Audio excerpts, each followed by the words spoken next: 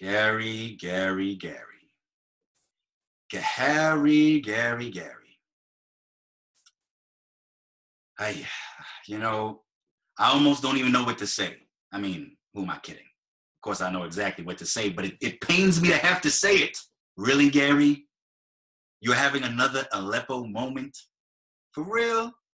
You get a ridiculous, admittedly somewhat insulting, low blow gotcha question like that from Chris Matthews, a reporter who presumably is out to discredit you right off the bat because he's already in the tank for one of the major party candidates. He asks you if you can name any world leaders, presumably past or present, whom you admire or to whom you look up, anywhere in the world, and you still couldn't give anything, and Bill Weld had to try to give you a little hint on the side, and eventually you actually came up with someone, but you couldn't remember his name, and Bill Weld had to basically feed it to you. Oh, Lord have mercy. It's really frustrating, and it's really aggravating.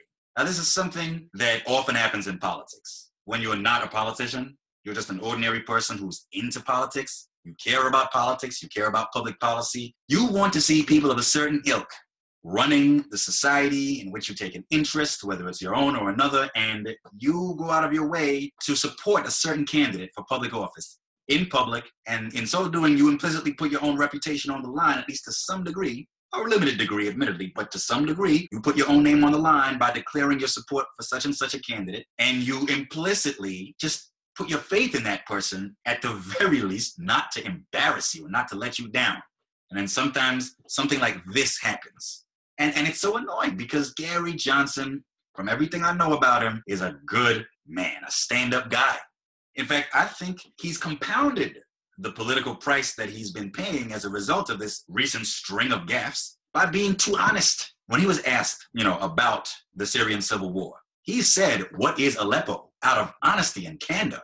He was just keeping it real. Most politicians from both major parties or any party in any country would probably have bull-crapped their way through that question. They probably would have said, "Oh, Lord, you know what it is. You know how the game is played." They'd have given some non-answer. They'd have changed the subject. They'd have ducked the question somehow. And some of them, a lot of them actually, would have gotten away with it. Instead, he kept it real and just admitted he didn't know what Aleppo was. He scored some points for honesty in my book, and even in maybe some other people's books. But at the end of the day, he revealed that he was ignorant of something about which he really should have known a thing or two. Given that he's running for the position of leader of the free world, he could have given at least a couple of other passable answers to that question. If he couldn't think of any name off the top of his head, he could have defaulted to the standard doctrinaire libertarian response, which would have been something along the lines of, "I don't admire or certainly not look up to any damn politicians anywhere, whether in this country or elsewhere, past or present. I don't look up to politicians in office or aspiring politicians. They're never my role models. I'm a libertarian with a principled, across-the-board leeriness of government power and government intervention. I think people should admire folks in the private sector, entrepreneurs, doctors. Take your pick. Anyone but politicians." He could have said that. I've seen some libertarians say exactly that in response to this little imbroglio. Of course, the best possible answer would have simply been to know what he was talking about. And in the end, he came up with someone. Vicente Fox, former president of Mexico, whom I saw speak at the International Students for Liberty Conference in Washington, D.C. a couple of years ago, if I'm not mistaken, as the keynote speaker. I understand he opposes the Mexican war on drugs. I'm sure that's the main reason, if not the only reason, why Johnson ultimately came up with him. But even then, his partner, his running mate, Bill Weld, still had to feed that answer to him surreptitiously on the side. Gary, as Matt Welch at Reason Magazine pointed out, there's no excuse for this kind of screw-up. There really isn't. You represent a movement and a philosophy that, in my view, has a great deal to offer the American people and indeed the whole world, but that most Americans and most people around the world haven't heard of. You're facing such an uphill struggle, Gary. Such an uphill fight. Every day, libertarians, to the extent that we're noticed at all, we have to fight for a modicum of respect. You've got people across the political spectrum always trying to talk trash about us and make us look not just bad, but stupid. And then you go and make these kinds of mistakes, these rookie mistakes. I mean, you have an unprecedented opportunity here. I hope that's not lost on you. This is the first opportunity, maybe ever, the libertarians have had to use the mere bully pulpit, the quasi-bully pulpit of a presidential candidacy to really put libertarianism on the map. I said this in a past video after you won the Libertarian Party nomination last spring. If I didn't make it clear enough then, let me make it plain now. It's not like I ever thought you could actually win, Gary. Obviously, you're not going to come close to winning the presidency. The point of your candidacy, more than anything else, was to put libertarian ideas on the map for American voters. And the main way to do that was to get into these blasted presidential debates. But you know what? By the time the Presidential Debate Commission announced that they wouldn't be inviting you after all, I no longer could feel terribly sorry about that outcome. And it pains me to say that. But you know why? Because by then you had already made your blasted "what is Aleppo" gaffe. Really? We don't have any margin for error here. I don't know if you realize this, but we don't. We can't afford to make these kinds of mistakes. We really can't. It might take years or even decades to come back from this nonsense. I just don't understand it. You're a former two-term governor of New Mexico, a mostly Democratic state. I'm pretty sure you weren't making these kinds of gaffes back then. I saw you speak at New York University in Lower Manhattan in the early fall of 2012 when you were there campaigning in that election campaign after winning the LP nomination that time. A couple of months earlier, in July 2012, I met you face to face and shook your hand. A couple of years earlier, I had discovered in the pages of Reason magazine, wow, you mean there's actually been a libertarian elected to office somewhere? I thought we'd never made it into power anywhere. Certainly not in the modern era. The more I learned about you and your track record as governor of New Mexico, the more impressed I was. And the more I thought, here's the kind of politician I could support. Here's a guy who is a libertarian, but relatively moderate. His libertarianism isn't dogmatic. It's not doctrinaire. It's not pure and unadulterated. It's the kind of libertarianism that's pragmatic and realistic, and they can actually succeed. They can actually get elected, and once in power, could actually get things done and put points on the damn scoreboard for the movement and make America an at least somewhat freer country. Libertarianism could end the drug war, combat mass incarceration, combat police brutality, bring about liberalized immigration, if not quite open borders. It could scale back America's foreign presence, military presence in particular. It could end needless foreign wars, help America not pick its fights so stupidly. There's so much that libertarianism has to offer to U.S. public policy and the public policy of many other countries. But it's never going to happen if we blow opportunities like this one, this foolishly.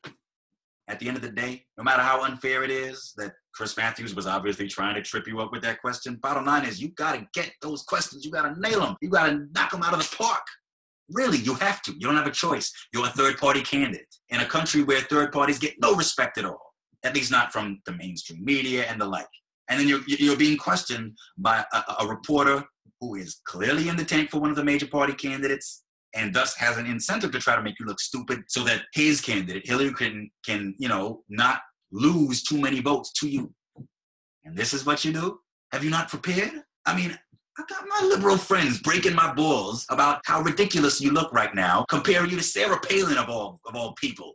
Airhead Sarah Palin. I can't let you off the hook for this, Gary. I joined gleefully in mocking Sarah Palin when she made those ridiculous gaffes, and rightly so. It wasn't just because it was fun to jump on the bandwagon, although Lord knows it was, and we libertarians were so iconoclastic we don't often get opportunities to jump on any political bandwagons. But the bottom line was a presidential candidate, or in her case, even a vice presidential candidate, has to know these kinds of things. What do we do? Where do we go from here? When I found out that you weren't going to be in the debates after all, I actually said, maybe it's just as well. If he's really this unprepared for prime time, maybe we're better off without him representing us. I mean, the last thing we need is for one of our candidates to make it into a presidential debate alongside the Democratic and Republican candidates for the first time in history and then perform like this. And I said last spring, I had concerns about your performance, Gary, but at that point, the missteps that I'd seen you make were forgivable. Some of them you corrected, and they tended to speak more to substantive policy issues, like your initial mistaken support for burqa bans. You walked that one back. You changed your position when you thought it over a bit more. I was still concerned. I thought he should have given this a lot more thought before anyone ever asked him about it. But you came around to the right position in the end. And so I said, okay, he's probably worth supporting. I didn't think it was in you to make these kinds of gaffes. If I had known that, Back then, not that it would have made any difference, but I might not have said that you were the best choice for the Libertarian Party to nominate. You're a relatively moderate libertarian who's actually had executive experience in a mostly democratic state on a border with Mexico. You should have nailed this election campaign. I don't know if it's marijuana that you admitted to using, and proudly so and rightly so. I'm right there with you. End the drug war, legalize marijuana. I know you're a pot entrepreneur, and I don't hold that against you one bit. But I don't know. Have you been getting high on your own supply? Is that it? Because remember, Tony Montana's... Anyway. Look, Gary, you've got just over another month. Get it together. You're already not going to be in the debates, and though it pains me to say it, it's probably for the best at this point, but use the time you have left to avoid making any more of these gaffes. Get together with your staff, prepare, beat the books if you have to. Do what you have to do to make sure nothing like this ever happens again, so that you can pull the best possible result out of this election, so that we have some kind of platform on which to build in the future.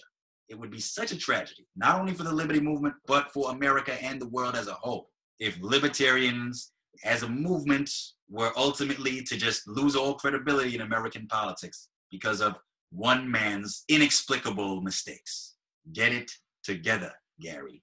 You're not our only hope, but you might be our last particularly viable hope for quite some time. So please, get it together.